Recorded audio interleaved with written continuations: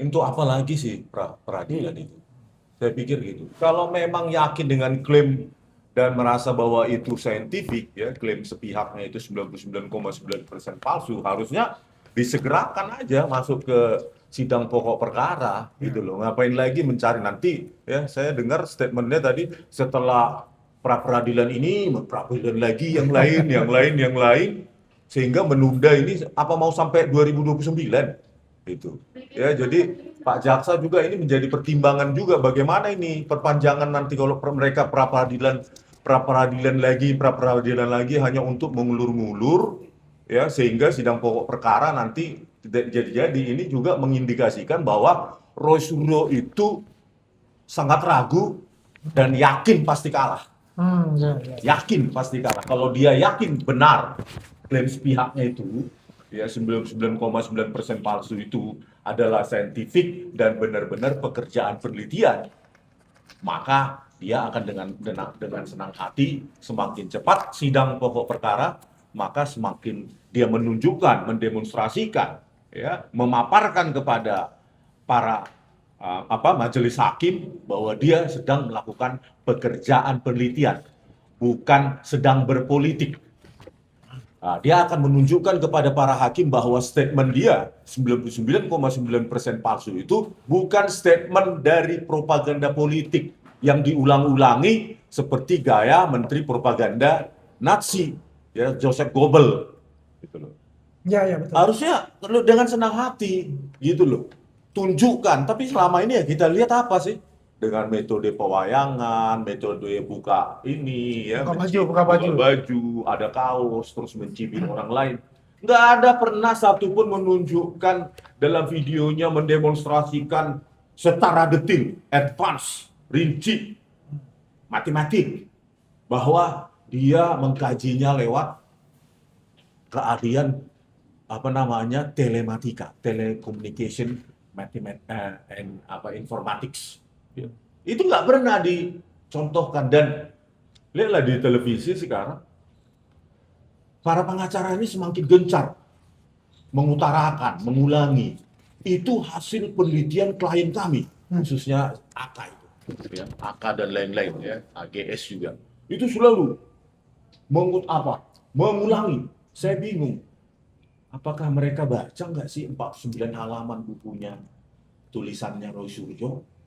Ya isinya, ya apa itu, Cintaku di Kampus Biru, ya kan? Terus Seminar Memimpin dengan Hati, novel Cintaku, film Cintaku di Kampus Biru, Ironi Kampus Biru Menolak Ayah, dan lainnya, dan lainnya. Makanya saya bilang, saya selalu katakan, pengulangan dengan propaganda ya, berkali-kali ini gaya seperti gaya Nazi dalam Kementerian Propaganda untuk menanamkan ke dalam relung hati publik bahwa Rosuryo itu benar, klaim palsunya itu 99,9% palsu itu benar. Kalau ini menjadi pertimbangan para jaksa atau hakim nanti, harusnya jaksa ini kalau ketika nanti Rosuryo setelah pra peradilan ini nanti kalah, mengajukan pra peradilan berikutnya, harusnya ditolak atau ditangkap. Kenapa Pak Jaksa? Kasihan loh Pak. Ya, keluarga besar Pak Jokowi begini, ya kan? Rosuryo masih mengulangi. Kasihan Pak, harus dikunci nih dalam sebuah apa sidang yang terstruktur, saling pembuktian. Ini saling pembuktian. Dan saya yakin Rosuryo nggak bisa dengan saintifik, dengan ilmiah membuktikan 99,9% Ya. palsu. Jadi ada satu pertanyaan yang menarik juga, Bung Risman. Yang dalam Jokowi's White Paper itu kan 49 halaman, tapi punya Bang Risman kan sudah ditarik. Berarti ini adalah udah buku-buku yang tidak ada nilainya sama sekali kan. Yang selama ini pengetahuan kita, dia akan menggunakan buku ini nanti sebagai alibi mereka ataupun sebagai barang bukti mereka bahwa ini hasil penelitian.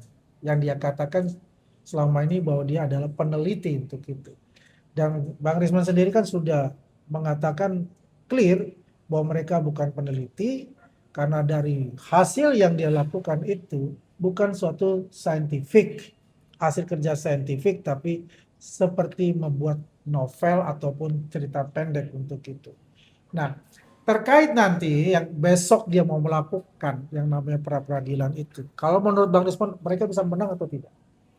Kalau dari sepemahaman saya, pergaulan saya selama 1 tahun, Ya. itu kebanyakan omong kosong kok, gertak-gertak kosong, Hmm. gertak-gertak kosong. Gertak-gertak kosong. Coba lah. Ya, yang di pra-peradilan kan pun yang nggak substantif kan. Ya, ya, Apa itu penggeledahan, penahanan. Ya. Apakah itu memengaruhi pokok perkara? Nanti Bang Jagir Nanti yang elaborasinya nanti di Bang Jagir, Ah. tapi kita secara itunya saja, pandangan umum sebagai masyarakat. Ya. Nah, tapi kan bagi saya, Ah. sebagai seorang saintis, penulis, peneliti, itu menandakan bahwa setidaknya Roy Suryo tidak percaya diri. Hasil penelitiannya itu, hasil tanda kutip ya, penelitian. Karena dia bukan peneliti. Peneliti itu setidaknya dia akademisi. Pernah nggak dia tercatat sebagai, punya nomor induk nggak dia sebagai peneliti? Dari BRIN, misalnya, dari Kemendikti, misalnya. Itu kan ada database-nya bernama Sinta itu. Nah, itu ada nomor induk penelitinya, akademisinya. Dan di situ semua buku, chapter, paten, paper, itu semua tercatat, terekam dalam database Kemendikti itu. Nah, apakah kedua mereka ini punya? Saya cek nggak ada. Nggak ada ya? Dua-dua ini nggak ada, baik dari BRIN maupun database Sinta dari Kemendikti gitu loh, nggak ada. Itu bagaimana mereka mengklaim bahwa mereka gini loh, peneliti itu kan berarti kan dia melakukan aktivitas penelitian. Ya. Penelitian itu berarti dalam tulisan, didokumentasikan dalam tulisan, laporan penelitian kah, ya kan? Terus buku, paper, jurnal. Lah, mereka ada nggak gitu? Itu saya kira menjadi kajian dari para jaksa nanti dalam dakwaan maupun penuntutan, ya kan? Makanya jangan sembarangan. Roy Suryo saja sekarang sudah tidak berani lagi saya lihat mengklaim bahwa dia peneliti. Sudah mulai. Ya kan di Madilog, ya saya tonton, dia mengatakan, oke lah banyak yang protes saya peneliti. Ya, bukan peneliti. Banyak orang yang protes ya karena peneliti gitu kan. Ya saya walaupun saya bukan peneliti tapi saya penelaah dokumen publik. Jadi sudah berubah. Nggak confident lagi. Kenapa? Jaksa tentu akan memeriksa jejak penelitian Anda. Dan itu tercatat. Mana ada peneliti mengaku peneliti tapi nggak ada bukti sama sekali. Halo, ini kita bukan hidup di dunia tahun yang belum ada era digital. Semua terekam aktivitas penelitian Anda. Jika itu tidak ada, maka klaim 99,9% palsu itu, ya, saya pastikan itu klaim pesanan atau klaim politik, statement politik. Gitu. Saya mau tanggapi juga. Ini menarik. Saya juga baru dengar kalau dikatakan Roy Suryo itu adalah penelaah ya. Penelaah dokumen publik. Apakah dia ingin menyaingi Bonatu Hasilalai? Karena kurang percaya diri sebagai peneliti kan. Kurang percaya diri sebagai peneliti. Nah ini Roy, aduh. Kontradiktifnya, Roy Suryo sudah semakin kurang percaya diri dengan menyebut dirinya peneliti. Pengacaranya di TV, di televisi, dari hasil penelitian klien kami, kakak terutama, hasil penelitian klien kami. Apa nggak tanya ya, Roy, kau itu peneliti atau bukan sih? Coba print dulu tulisan-tulisan Anda yang relevan terkait ini. Ya ini menarik memang. Dia selalu, misalnya kayak Gafur, ya, Kozinudin itu, dia mengatakan ini hasil penelitian klien kami. Dan itu repetisi terus dilakukan. Makanya ketika debat di televisi, tunjukkan dulu hasil penelitiannya Roy Suryo. Baik buku, paper, jurnal. Apakah satu-satunya tulisannya 49 halaman di buku JWP? Ya. Itu aja minta tunjukkan sama dia, buktikan gitu loh. Jadi jangan omon-omon katanya kan gitu. Minta tunjukkan gitu loh. Jadi ini menarik dari sisi tadi bagaimana yang dikatakan meneliti dan peneliti itu ya. Akhirnya mendapatkan suatu kesimpulan yang dikatakan sendiri oleh Roy Suryo bahwa dia itu bukan peneliti tapi penelaah. Baik, kita lihat dari sisi hukum mengenai pra peradilan yang nanti akan disampaikan oleh Bang Jagir. Silakan. Oke, rekan Andi selaku host. Kalau kita tampil bertiga, Andi Aswan ini selalu sebagai host kita. Karena dia paham kemanapun paham dia. Dia poros tengah. Aku sedikit tadi komentarin tentang penelitian ya. Ya. Memang saya pendapat sekali dengan klien Rismon. Jadi kalau seorang peneliti harus ada karyanya, kan gitu kan. Betul. Jadi kalau karyanya itu hanya narasi-narasi yang apa namanya visual gitu ya, tidak ada bukti berupa buku atau berupa apapun itu, menurut saya itu pun sudah menandakan bahwa itu hanya barangkali hanya ngomong-ngomong aja gitu. Nah, kemudian saya tadi tertarik juga komentar dari Rismon dan Andi, kan mereka sekarang beralih ke pra peradilan. Ya. Ini menurut saya cari tangkai lagi, ibaratnya cari gantungan lagi, agar tidak masuk ke pokok perkara yang mungkin sebentar aja akan disidang pidananya. Ya. Jadi mereka mau prapit, tapi catatan yang saya tangkap dari media yang beredar, antara Roy dengan Tipa pun nggak sepakat ini. Satu mau prapit, satu tidak. Ya. Bayangkan mengumpulkan yang 2 saja itu nggak bisa lagi, apalagi mengumpulkan yang 5 orang. Gitu loh. Makanya lebih baik dari awal seperti klien saya Rismon ini berdiri sendiri aja. Ya. Dia tinggal memplanning, mendesain, memutuskan gitu loh. Ya, saya dengar ya kabar ini bahwa Roy mau prapit tapi Tipa tidak. Ya. Ini saya dengar saja, tapi saya hanya mendengar itu ya. Faktanya nanti gimana kita lihat aja. Katanya tinggal tanggal 2 nanti mau sidang. Katanya besok rapid 29 untuk Roy Suryo. Nah, bayangkan itu. Besok hari Senin berarti ya. Ya. Kita lihat aja siapa yang mengajukan di sana. Apakah berdua atau sendiri. Ya. Terus sekali lagi untuk apa? Saya boleh katakan, saya selaku orang hukum mengatakan kalau saya pastikan itu salah. Tapi saya duga itu akan percuma. Jangan salah, proses prapit ini hanya berlangsung 7 hari loh. 7 hari ya? 7 hari selesai. Oke. Dan maraton itu mungkin setiap hari akan sidang. Oh. Dan bukannya berbulan-bulan segala macam. Dan itu tentu mengejar agar jangan terjadi dulu persidangan pidananya. Iya, betul. Jadi jangan overlapping. Jadi kalau udah terjadi sidang pidana nanti overlapping begini itu menjadi sulit. Prapitnya berarti bisa digugurkan. Interupsi Bang. Nanti kalau setelah pra peradilan ini satu yang pertama diajukan lagi pra peradilan lain, kejaksaan bersikap nggak itu? Ya, batal dong. Secara hukum tidak bisa. Jadi harus yang satu dulu, prapitnya harus selesai dulu sebelum ada sidang, kan gitu Ya. kan.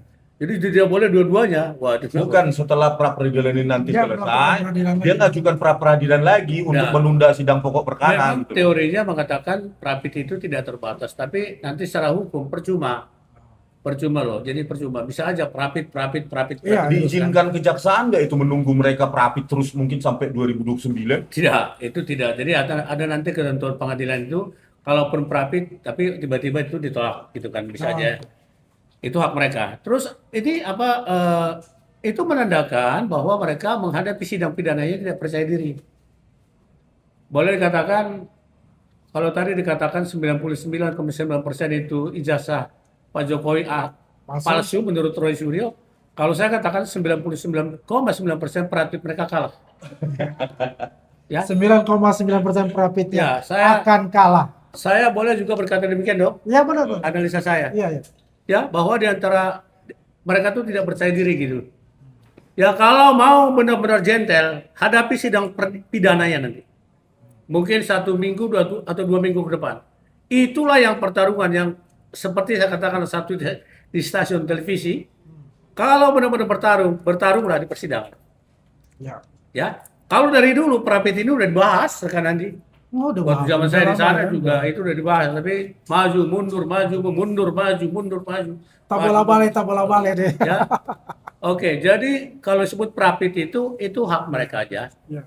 KUHP lama pasal 77 juga mengatakan itu.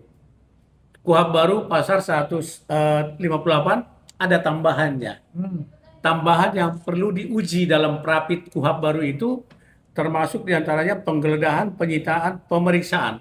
Nah, saya dengar informasi yang diajukan prapit oleh Roy Suryo ini tentang penyitaan. Penyitaan. Ya, nggak tahu apa terbaru. yang disita saat itu. Tapi setahu saya nggak ada yang disita. Nggak ada yang disita. Saya dengar juga begitu, nggak ada yang disita. Ya, apa yang disita? Nggak ada, hanya ditangkap waktu itu sesuai dengan upaya paksa pasal pasal 89 KUHP baru kan, upaya paksa. Upaya paksa. Nah, sekarang itu mau diperapitkan. Berarti bertentangan dengan KUHP yang baru pasal 89 kan gitu kan. Kemudian ada lagi penggeledahan. Saya lihat tidak ada penggeledahan di situ, murni aja datang ke rumahnya tiba-tiba diangkut. Iya, katanya kan begini, Ya. kenapa mereka berkeberatan dan melakukan rapid itu? Merasa mereka ini seperti dilecehkan, Oh, ya. Katanya seperti perang film G30 SPKI. Jadi di hiperbola gitu, Itu di tuduhan. ya, glorifikasi. glorification itu, glorification. Ya. Jadi ini menarik itu, menurut pandangan secara hukum, Bang Jagir ya. Ini kan Polda Metro Jaya, kepolisian, rata-rata mereka kan mempunyai aturan SOP untuk melakukan Ya. itu, ya. Dan dia katakan dia mempunyai video waktu dia digeledah atau dia ditangkap istilahnya kan begitu. Nah ini sebagai barang bukti mereka bahwa mereka katanya dikriminalisasi. Oke, rekan. Bagaimana menurut Paham. Bang Jagir? Makanya untuk penangkapan, penahanan dan sebagainya itu kan diatur dalam pasal 89 KUHP baru. Jangan lupa ada 9 item di situ. Penangkapan, penahanan, penggeledahan dan termasuk penyadapan. Saya contoh satu. Kalau ibaratnya saya mau sadap rekan Andi, saya kasih tahu dulu nggak? Nggak ada. Kalau saya kasih tahu nggak disadap namanya. Itulah upaya paksa itu namanya. Iya. Jadi penangkapan, penahanan yang kemarin itu upaya paksa sesuai dengan KUHP baru pasal 89 itu. Nggak perlu izin. Iya. By the time juga bisa gitu loh. Ada surat penangkapan datangi langsung. Kenapa? Karena usulan dari kejaksaan sudah mendesak. Kan udah P21 dari kejaksaan. Iya sudah Berarti berdosa. kapan kau serahkan? Masa diulur-ulur lagi? Iya. Nah kalau dipanggil nanti belum datang. Karena begini, budaya yang mereka tercipta selama ini adalah mulai dari penyelidikan zaman dulu itu selalu diundur. Oh. Ya waktu itu klien Risman masih ada di sana. Iya. Jangan datang dulu deh. Yang protes saya waktu itu. Oh. Kenapa tidak datang? Ini nanti terekam jejak rekam loh. Wah ditunda aja nanti kedua datang gitu. Nah, itu budaya mereka. Nah inilah barangkali yang menjadi alasan dari Polda Metro Jaya waktu itu langsung tangkap. Takutnya diundur lagi, kejaksaan nanti lewat dan sebagainya gitu loh. Tapi ada menarik begini Ya. Bang Jagir. Dia mengatakan kita nggak ditahan. Kita dirawat di rumah sakit. Ya. Gimana sih dia bilang kita nggak dibantarkan. Ini kan si Gafur itu kan mengatakan itu di stasiun TV itu. Ya, justru sebenarnya karena dia tidak ditahan sejak jadi tersangka, itu harus dihargai secara bagus. Ya, jadi tidak ada kekhawatiran lagi sebenarnya kalau nanti dipanggil tidak ada alasan untuk tidak hadir. Nah, sebenarnya untuk itulah sebenarnya alasan-alasan dari kenapa terjadi upaya paksa kemarin itu yang dikhawatirkan gitu loh. Karena dari awal mereka kan sudah ada datang pemeriksaan waktu awal itu datang kedua kali. Waktu tersangka juga maunya 2 kali gitu. Jadi itu budaya-budaya yang selalu mereka ciptakan memperpanjang waktu kan. Nah kali ini tidak ada waktu lagi untuk memperpanjang waktu atau extra time. Polda Metro Jaya langsung menangkap dan sesuai dengan pasal. Nggak ada pasal. Pasal 1.14 KUHP juga mengatakan demikian, upaya paksa. Pasal 89 juga iya. Jadi kalau ini salah satu, makanya bukan itu yang menjadi poin jadi pra-peradilan mereka. Tapi kalau nggak salah saya dengar adalah penggeledahan, penyitaan dan pemeriksaan surat. Oh itu ya. Itu. Apa yang di apa? Yang sebagai termohonnya siapa saja? Hanya Polda Metro Polda Jaya. Metro Jaya tentunya. Ya, Polda Metro Jaya. Karena mereka yang melakukan upaya itu saat itu kan. Jadi saya pikir. Selain itu ada lagi? Ada lagi nggak yang dia? Oh, menurut saya hanya itu. Hanya itu ya? Kalau kejaksaan kan belum masuk kontennya, belum masuk substansinya kan itu kan. Itu masih upaya dari Polda Metro Jaya dalam ini Kamnek 5. Ya. Polda Metro Jaya. Ya. Jadi menurut saya tidak ada substansinya ya. Tapi kalau dulu mereka naik jadi tersangka, itu mantap. Secara substansi itu mantap loh. Tapi waktu itu pergunjingan lagi, waktu itu kan masih ada di sana antara ya tidak, separuh setuju. Pusing. Saya katakan waktu itu pusing banget mengatur mereka itu. Jadi menurut saya Prapit saya katakan seperti itu. Tidak salah, itu hak mereka. Kalau disebut salah juga, ya itu hak mereka. Hak mereka ya. Tapi nanti kalau mereka persidangan pertama besok, 7 hari ke depan sudah selesai itu. Hakimnya tunggal. Itu jadi hanya 7 hari itu maksimum atau Ya, ada maksimum. waktu lebih ini? 7 hari. Maksimum 7 hari. Pengajuan mereka Hitung. 3 hari sesudah diajukan, hari ketiga sudah harus ditentukan jadwal sidang. Kayak kemarin kan 29 Juni Nah, besok ada berarti sidang. berarti besok kalau sidang pertama Sidang berarti 3 pertama. hari sebelumnya sudah diajukan. Udah diajukan betul. 7 hari sejak besok sudah harus putus. Ini Prapit ini kencang sekali. Kenapa? Karena ini menyangkut nanti kejaksaan dan sebagainya. Iya. Ya, menyangkut pengaturan penyerahan kejaksaan selanjutnya. Kalau Prapit ini berlangsung 1 bulan 2 bulan lagi, wah semua jadi kacau. Kacau. Jadi sudah dibatasi. KUHP lama dan KUHP baru itu tidak ada tentang tenggat waktu penyelesaian itu. Sama, tetap 7 hari. 3 hari permohonan paling lama disetujui, Plus 7 7 hari hari. putus. Ya, Putus. tidak ada perubahan itu. 7 hari itu hari kerja termasuk atau hari Sabtu? Hari kerja, Hari kerja. tentu hari sidang ya. Hari sidang ya, Nah, berarti Sabtu 2 hari juga. kerja. Ya, ya. Jadi ini biar tidak ada rancu di mata publik, bahwasanya tadi dikatakan oleh Bang Jagir itu 7 hari waktu kerja, 7 hari waktu sidang, untuk Prapit sudah harus ada keputusan. Ya, Nah, kalau mereka tidak puas dengan keputusan itu, apakah itu absolut ataukah dia bisa mengajukan lagi, Prapit? absolut. Jadi tidak ada misalnya Prapit 2 kali dalam pokok perkara yang sama ya, tidak Oke, ada ya. tidak ada. Seperti pertanyaan Rismon tadi. Kalau itu dibiarkan terus berulang terus sampai selesai perkara. Oke. Jangan lupa Prapit itu tujuannya jangan lupa ya untuk due process of law. Artinya untuk penguatan terhadap perlindungan hak asasi manusia, pengawasan judicial terhadap tindakan aparat penegak hukum dilakukan sekali. Kalau menurut saya penafsiran saya sekali. Kalau dilakukan terus, kapan sidangnya pokok perkara? Ya. Nah, kalaupun diajukan, logika terbaliknya, kalaupun diajukan bisa, tapi sidang perkara pidana tidak bisa diundur. Kalau itu sudah dimulai, Prapitnya gugur, kan Ya. gitu kan. Ya. Ya, ya, ya. Jadi ada logika terbaliknya itu. Ada lagi?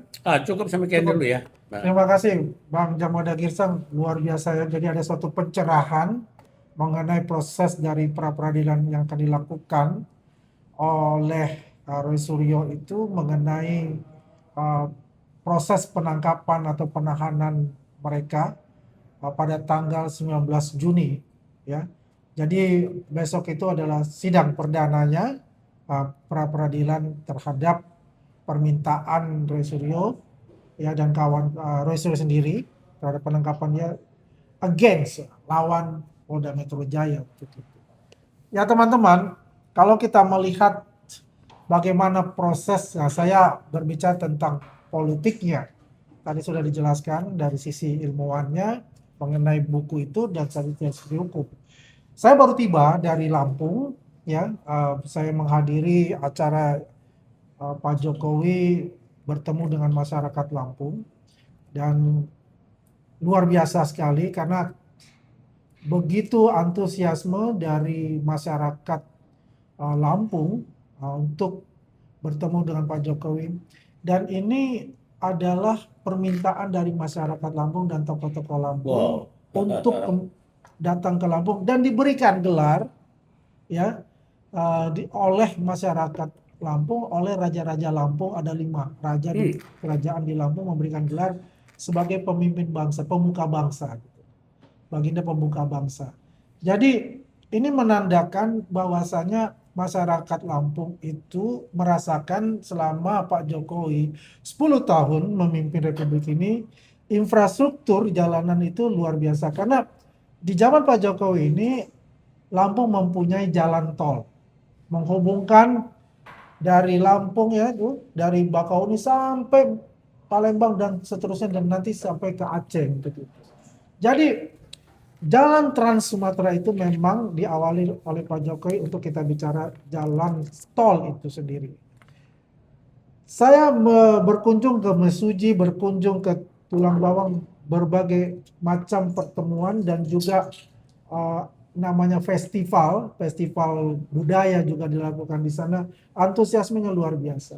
Dan ini menandakan bahwasanya selama ini kan selalu diglorifikasikan oleh kubu-kubu pembenci Jokowi ya bahwa beliau tidak akan diterima di Lampung dan sebagainya. Dan saya melihat ada segelintir ya orang-orang yang diekspor dari Jakarta.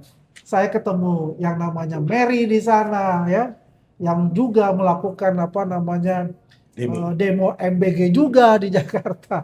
Dan demo pula di sana, dan yang agak lucu buat saya gitu karena dia mengglorifikasi lebih banyak ribuan. Ternyata kalau saya hitung nggak jauh dari 50 orang hadir di sana.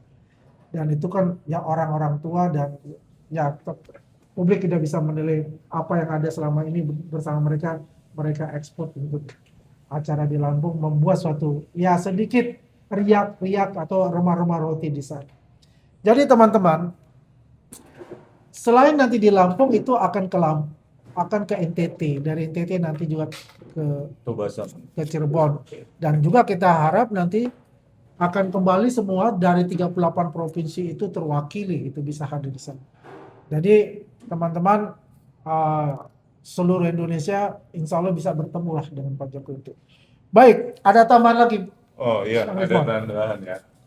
Eh, narasi pola mereka kan narasi hoax dulu, baru nanti bungkam gitu loh. Narasi mereka begitu, dia patternnya itu siklus ya. Narasi hoax dulu, baru nanti bungkam. Ya, contoh ya. Pada saat saya RJ, apa yang diucapkan oleh Solo? Kasihan Rismon sudah datang ke Solo, Iya. tapi tidak ada SP3-nya itu. Setelah SP3 keluar, bungkam. Begitu mereka narasinya. Yang kedua, ya, tentang apa namanya berikutnya ya, misalnya narasi mereka tentang adanya P21 sampai ditantang-tantang. Ada P21, tapi bohong, kayak gitu. Itu diucapkan sembari mencibir institusi, bayangkan. Setelah keluar P21 dan ditangkap, diam dia tentang P21, ya kan? Ya. Padahal P21-nya sudah 30 April 2026 dan kita sudah tahu sebenarnya ya, gitu. Terus yang ketiga ini, mereka ingin mencoba mengulangi narasi hoax yang sama, Iya. dengan siklus yang sama, yaitu Pak Jokowi nanti pasti nggak datang. Ya, Ada ya. lagi yang dibilang Zoom. Ya. Halo, ya. Ini saya kasih bocoran. Kalian kira Pak Jokowi itu nggak smart? Tahu nggak? Pada saat saya ketemu 6 mata gitu ya Bang ya, 2 kali. Terutama yang terakhir, Pak Jokowi, saya Bang Jagir. Tahu nggak? Ya, frekuensi percakapan itu, tahu nggak? Sangat tinggi. Frekuensi percakapan. Saya ceritakan tentang buku itu, tanggap. Buku itu tanggapi. Kalian kira seperti dugaan kalian? Halo, salah kalian. Itu frekuensi percakapan tuh tinggi. Memang gaya anak UGM, cuy. Memang lulusan UGM frekuensi percakapan tinggi, intens. Itu kalian salah kalian. Ya, karena kalian nggak pernah berkesempatan aja ketemu 4 mata atau langsung ya kan, langsung kalian persepsi apa pelongo-pelongo yang ada di media sosial itu. Salah besar kalian, terutama Refli Harun. Salah besar kalian. Karena saya sudah membuktikannya. Pertemuan saya 6 mata. Frekuensi percakapan itu tinggi. Seperti saya waktu di Rossi ya dulu dengan profesor apa di UGM itu. Tinggi. Oh ya, Kuncoro. Kuncoro. Itu tinggi. Seperti itu. Jadi kalian jangan menganggap bahwa takut Pak Jokowi untuk menghadapi kalian itu. Ya, sama seperti tadi saya katakan, siklus kalian narasi hoax setelah terjadi enggak. Begitu juga. Ya mulai dari SP3 saya, terus P21. Ini juga seperti itu. Kehadiran Pak Jokowi dinarasikan lewat jumlah, nggak berani hadir lah. Memang siapa kalian sih perlu ditakuti? Memang sudah sesaintifik apa sih Roy Suryo sampai ditakuti oleh pihak Pak Jokowi atau UGM dan lainnya? Sesaintifik apa sih kalian? Seilmiah apa sih? Saya sudah tahu dari dalam, itu omong kosong. Cuma besar di media aja, nggak ada persiapan. Siapa sih ahli yang membackup Roy Suryo? Ya, pertanyaan juga, siapa yang harus membackup dia? Yang kemarin Dr. Ridho Ramadi. Kan dia sudah keluar katanya. Ya, itu kan karena membaca buku saya, tulisan saya, makanya dia ini. Coba, apakah tidak menghancurkan nama baik Dr. Ridho Ramadi kalau yang dibela 49 halaman ini? Oke. Coba lah. Ya secara sebagai akademisi tentu memalukan. Ini kita confirm ya, Dr. Ridho Ramadi menarik diri sebagai saksi ahli mereka ya? Ya itu dari salah satu ucapan salah satu terdakwa. Tersangka terdakwa? Kan dia terdakwa tuh, terregister di Oh, iya. pengadilan kan? Iya. Katanya kalau sudah terregister di pengadilan namanya Terdakwa. itu salah satu terdakwa bilang begitu. Tetapi menurut keyakinan saya dia tidak akan mengorbankan intensitas atau apa namanya keakademikan dia atau kepenelitian Dr. Ridho Ramadi untuk membela 49 halaman. Coba bayangkan itu nanti akan dibedah. 49 halaman itu apa yang mau dibela? Coba. Oke. Gitu. Oke ya, gitu tambahan Ya. saya. Nah, ini menarik ya, tadi sudah dijelaskan juga, ini suatu tantangan juga. Saya baru mendengar, ya kalau itu benar Dr. Ridho Ramadi yang tadinya digadang-gadang sebagai saksi ahli itu sudah lagi tidak involve ya dengan mereka itu semua. Oke, nah menarik. Kita tambahan dari sisi hukum juga dari Bang Jajil. Silakan, Bang. Baik ya. Jadi saya mau pastikan dulu tentang Prapit tadi, KUHP baru ya. Ya, Pasalnya 163 ayat 1 huruf C.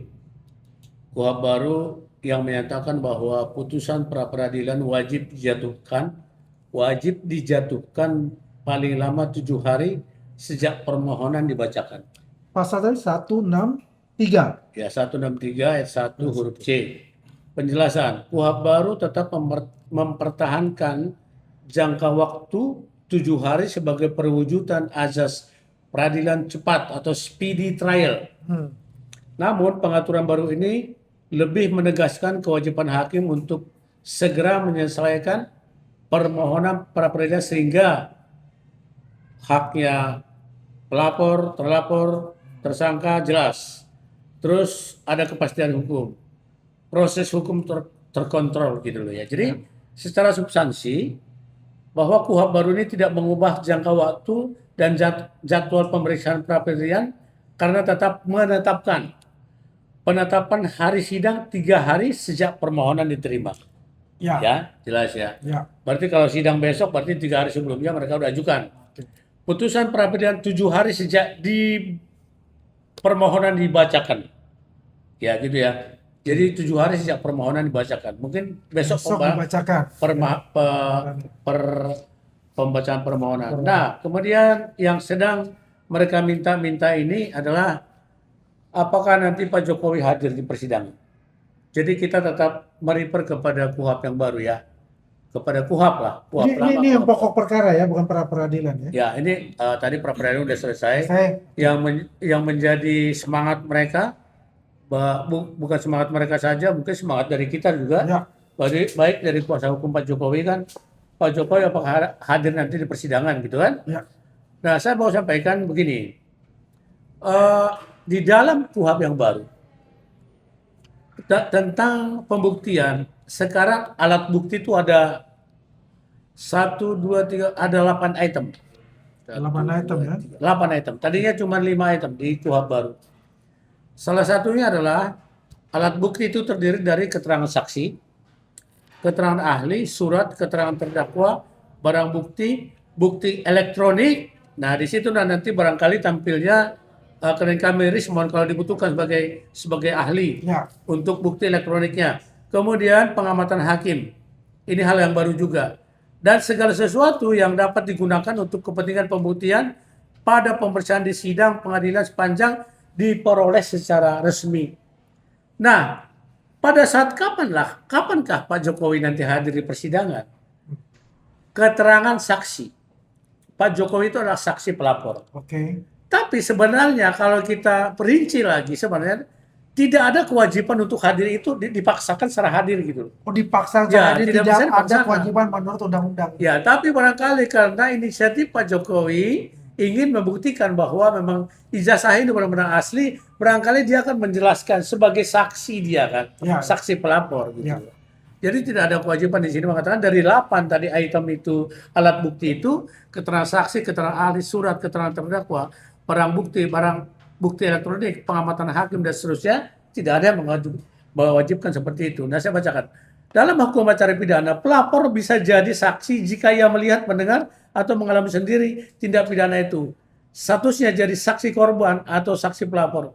Ketentuan umum soal saksi tetap berlaku untuk pelapor. Artinya, bisa nanti kalau hakim mengatakan, ya wajib memberikan keterangan sebagai saksi, pelapor, ya silakan gitu loh.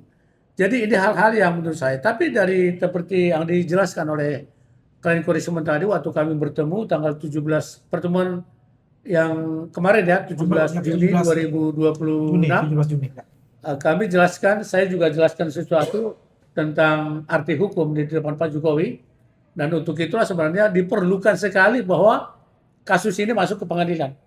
Karena ada yang kita tunggu. Sekali lagi saya katakan bahwa putusan ini harus ingkrah pangewisde. Saya mengatakan ini tidak bosan-bosan karena ini dituju. Kenapa harus sampai ke pengadilan? Kenapa tidak berdamai semua atau restoratif justice semua? Nanti perkara ini tidak berujung.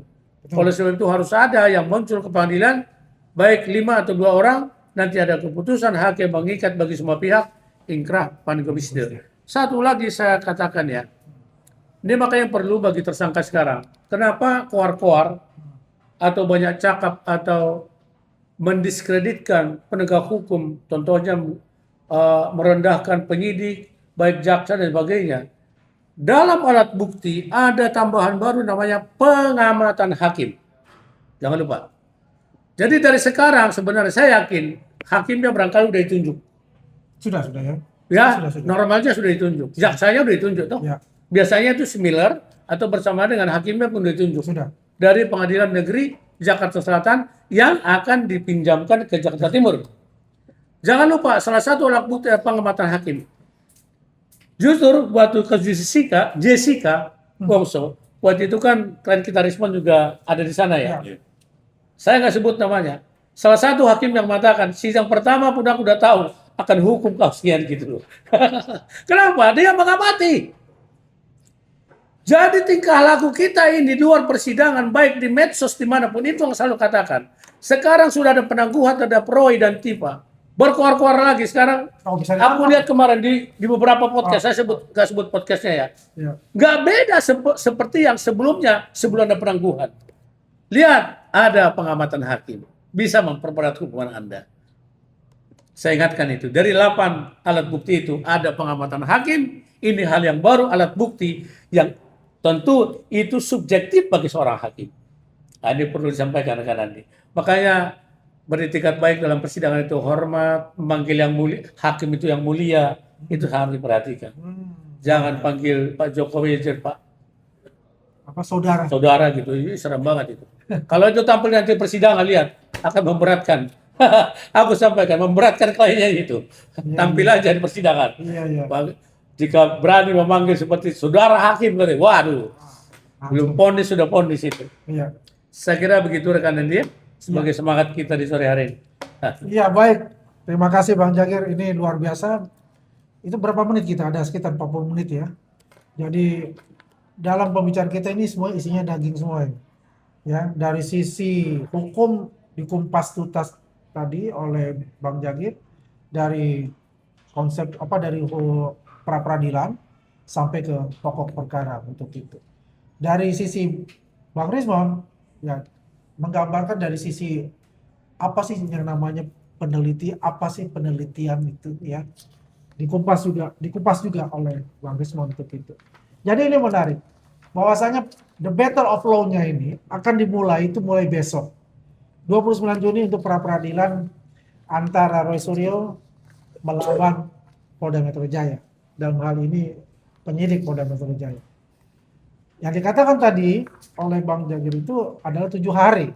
Jadi dihitung mulai tanggal 29 sampai sidang perdana itu nanti 7 hari sudah ada keputusan. Maraton itu sidangnya. Dan itu mungkin sidangnya maraton dan sudah mengikat dan absolut keputusan untuk itu.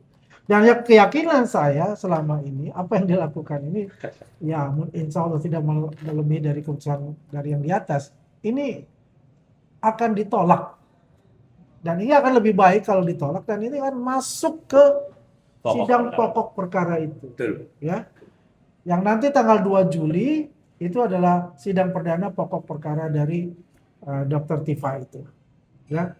Dan ini menarik dan saya sebagai Ketua Umum Militan Gibran Nusantara dan juga Ketua Umum Jokman Nusantara Bersatu sebagai backbone dari Pak Jokowi sebagai relawan beliau juga dan relawan dari Mas Gibran ini akan mengamati dan teman-teman semua dari relawan itu akan mengamati terus dan mengawal terus proses persidangan ini ya sampai ada suatu keputusan ingkrah pangewisda. Itu dia tepat itu. Itu yang dikatakan oleh Bang Jagir di sudah diuraikan oleh Bang Jagir. Inkrah van Guisde.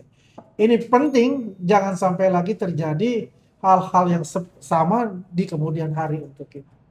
Baik, itu dari kami semua. Tambahan Ada dikit, tambahan, Bang. silakan. Nah, karena menyambung dari apa yang dikatakan Bang Jahmada Ginsang bahwa sekarang kan majelis hakimnya sudah ditunjuk, Ya. ada 3, 2 perempuan kalau nggak salah ya, Ya. 2 ibu, 1 bapak kalau nggak salah itu. Dan mereka tentu bermedsos, ya kan? Ya. Mengamati, mencerna, mengkaji perilaku Roy Suryo ini. Tetapi saya ya bisa juga ingin memberitahu kepada siapa tahu majelis hakim dan jaksa itu menonton. Bapak, Ibu hakim, jaksa yang mulia. yang mulia, Nah, itu dong. ya, yang mulia Bapak, Ibu hakim. Betapa berbahayanya orang politisi mengaku peneliti yang tanpa jejak penelitian itu menuduh dengan tanpa pembuktian ilmiah. Itu bisa membuat bangsa kita terpecah belah. Ya. Karena apa? Peneliti itu bukan lahir instan. Peneliti itu ada jejaknya, ada pertanggungjawabannya. Dalam bentuk jurnal, ada penilainya. Bukan seperti Roy Suryo ini. Ini sangat berbahaya. Pak Hakim yang mulia, Bapak dan Ibu Hakim. Ini sangat berbahaya. Karena ini dipakai oleh agenda politik mereka dan tidak mau tahu yang penting palsu. Ya. Tanpa pertanggungjawaban ilmiah. Ini sangat berbahaya, Bapak Ibu sekalian. Ya, ini saya ungkapkan. Nanti silahkan di cross check Ya. dengan Ya. ahli-ahli yang dipanggil di sidang nanti. Gitu Bang. Bang Jagir, sekalian juga dengan Bang Jagir, pertanyaan saya begini Bang Jagir ya. Apakah pengulangan yang dikatakan pengulangan itu, dia kembali memberikan, menunjukkan ijazah, sekian ijazah Pak Jokowi, yang dia katakan 99,9% palsu, misalnya, Ya, dia lakukan hal yang sama. Apakah ini termasuk pengulangan atau tidak? Secara hukum. Statement itu oh, ya. tingkah laku ya. Ya. Tingkah lakunya itu mengulangi hal perbuatan yang tingkah laku yang sebelumnya, sebelum penangkapan atau penahanan kemarin. Ya. Itu seharusnya tidak boleh. Tidak boleh itu. Tidak ya? boleh. Kalau Nah, melakukan itu, itulah yang disebut 8 alat bukti tadi, itu Oke. pembatalan hakim. Dia mati sama hakim. Itu terekod semua itu. oke. Nah, dia ternyata mengulangi lagi 99,9% Ya. palsu, dia katakan gitu kan. Padahal dia sudah ditangguhkan. Tangguhkan ini adalah ada itikat baik dari penegak hukum memberikan dia kesempatan bertobatlah, Oke. mengurangi. Nah, saya menjelaskan satu lagi ya. Ya. Ini hal yang juga agak dibelok-belokkan dalam negara hukum. Saya dengar dari pihak mereka nanti hanya disidang untuk pencemaran atau fitnah. Kan itu kan, ijazah palsunya ijazahnya katanya tidak akan disidang. Ya. Saya mau kasih tahu. Kausa primanya, penyebab utamanya karena ijazah toh. Ya. Tidak mungkin 311, 310 itu muncul kalau tidak ada mainstream atau kausa prima atau pemantiknya tentang ijazah. Waktu zaman itu adalah palsu. Ya. Karena itulah timbul pencemaran atau fitnah. Kan gitu. Oleh sebab itu di sidang nanti pasti dibuktikan bahwa ijazah itu palsu dulu. Baru sudah palsu terbuktilah pencemaran dan fitnahnya. Jadi jangan dibalik. Nah ini perlu nih. Jadi mereka menuduh nanti persidangan nanti hanya untuk kami dituduh pasal 311, 310, 32, 35 ITE gitu. Enggak.